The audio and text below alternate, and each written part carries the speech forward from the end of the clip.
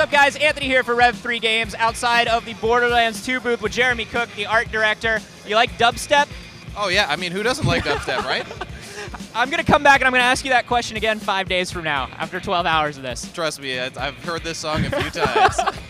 So I just played a demo of a new area, kind of like a city square area, Yep. and I am just kind of blown away by like the difference between the first game and this one. There's that famous story now about how you guys kind of scrapped things halfway through development of the first one, kind of to make it match your personalities a bit more, right? Yeah, absolutely. Yeah, I mean, I think what you're seeing in Opportunity, which is a Hyperion city, is like the antithesis of Borderlands. You know, it's what Jack, our bad guy, is bringing, and he's just going to pave Pandora, you know, and that's his example of that. So this is you guys doing exactly the way you wanted to do it from the beginning, like going with your gut.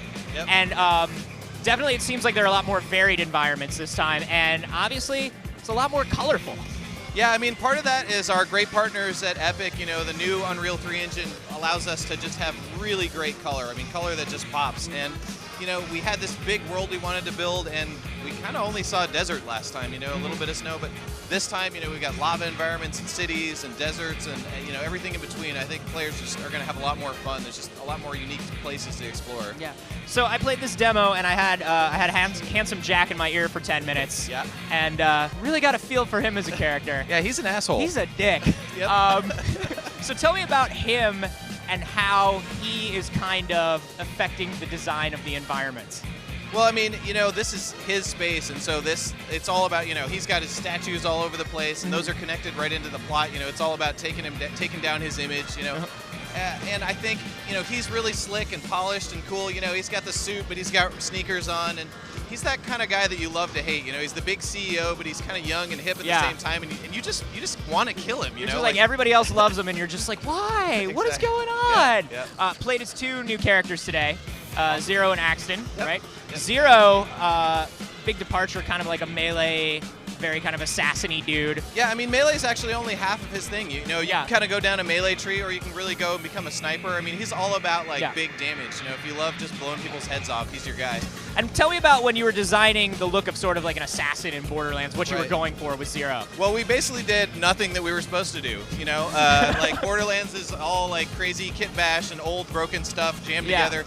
And so we said, well, screw that. We're going to make something super slick, futuristic, and modern, and we're going to make him have no face and no name, and people are going to have to kind of discover that as they play the game. So he's really like, again, we just kind of turned 90 degrees and did something totally wild. Cool.